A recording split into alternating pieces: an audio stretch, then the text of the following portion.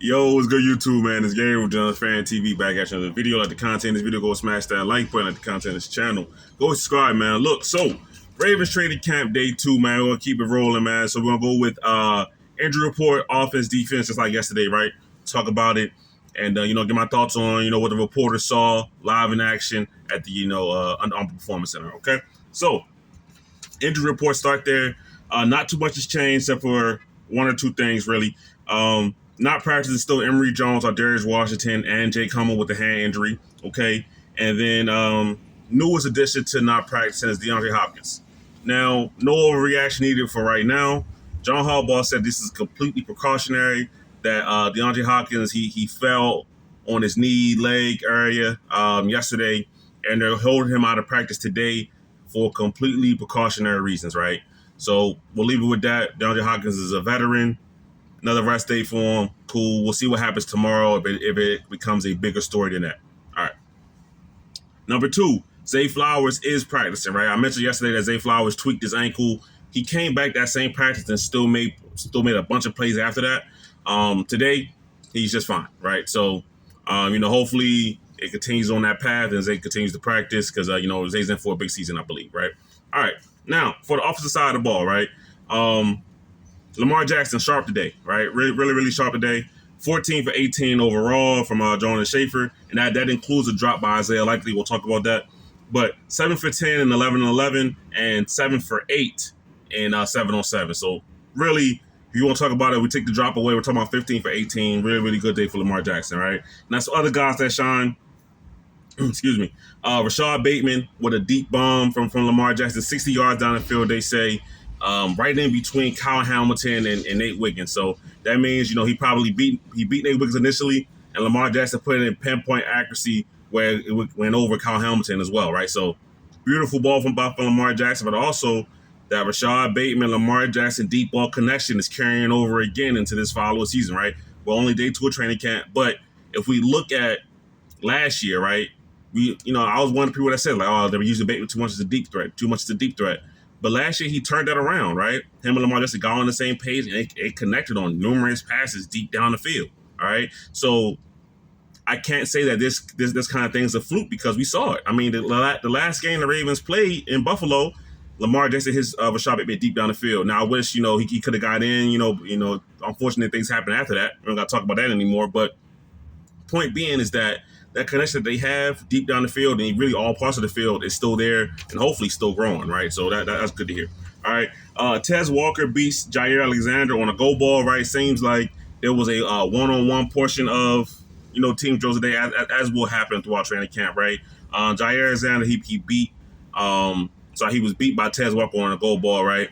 But then they matched up again, and Jaire Alexander won that rep, right? So they're going back and forth. That's a battle. Tez Walker is a guy going into what? This is year 2 for Tez or year 3? I think it's year 2. I'm tripping, but either way, even with DeAndre Hopkins here, I think Tez is going to have a chance to go on the field this year, right? So we'll see what happens, right? He's battling. Mark Andrews had a nice catch on the one-on-one drills on Marlon Humphrey, right? So two veterans, 2 established players going at it, and then lastly for the offense, Anthony Miller active, involved, making multiple catches, right? Anthony Miller's a guy that every time the Ravens have called on him to do something, to be active, to make plays in the game, he's made plays, right? So, unless it's an injury situation, the Ravens have a really talented wide receiver room, right? You don't say it too often as Ravens fans, but, it's the truth, right? I don't know how much impact he'll have, but if injuries happen and he's still on the team, still on the practice squad, Anthony Miller's a guy the Ravens can rely on in certain spots, right? Now, defense, right? Now, like I said, Lamar Jackson was sharp today, but I would feel like just from the reports, the defense still kind of had that edge today, right? Like I said in the video yesterday, that's going to be the case for the first week or so of training camp. That's just how it goes, all right? Trenton Simpson picked interception on Lamar Jackson. This was the drop by Isaiah Likely, right? So it tipped off Isaiah Likely's hand. Trenton Simpson was right there to make the play, interception, okay? Another guy that caught a pick, Ruben Lowry, undrafted free agent. Now, he caught this pick on Devin Leary, third-string quarterback, really. So he jumped a route that was intended for Anthony Miller. Now, the reason I really like this report is because when there was rookie mini camps, OTAs, Ruben Lowry, excuse me, that was a guy that was making a lot of plays, right? When you're undrafted, you got to be noticed, and the way he's being noticed is by catching the football, right? He's a defender taking the ball away. So the Ravens have a really, really deep, stacked cornerback safety room, right? But this is just the name to watch out for, right? If we keep hearing the name Ruben Lowry, right, that he's making plays, say, we go to the stadium practice, he's making plays. You go to the preseason, he's making plays, right? The Ravens are going to have a tough time not at least keeping him on the practice squad, right? It's early in training camp. We'll see how he continues to progress, but that's the name to watch out for, okay? Malachi Starks, first round pick. He had a nice day, right? Pass breakup on Charlie Kohler, and then he picked up Lamar Jackson on an overthrow, right? So when you're a safety, when you want to make plays on the ball, tips and overthrows are your best friends, right? You got to make the plays that are easy and available for you to make. And I'm never going to criticize the safety for making plays on tips and overthrows, right? It's what you're supposed to do, right? Ed Reed was a great safety. Ed Reed had crazy instincts, right? But if you go back and watch Ed Reed's interceptions, some of those are tips and overthrows. And some of that has to do with his instincts, knowing what the right place to be in the right time, right? So, not saying Malachi Starks is Ed Reed. I'm just saying that when you're a safety, those instincts of being around the football, is showing early, right? That's it, right? Not trying to get too lofty with it, but just saying that the Ravens one a safety that can take the football away. Malachi Starks can do that. Okay. All right.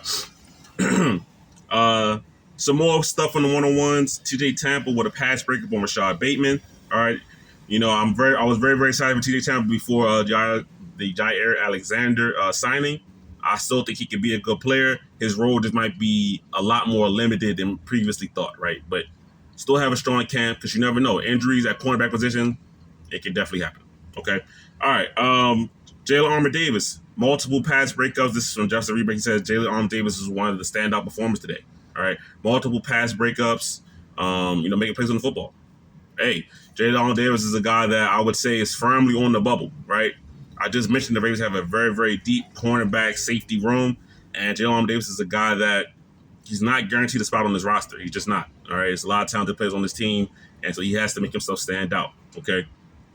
And then one of the things that really stood out to me just reading the reports is I think it's also from Justice Reedback, right?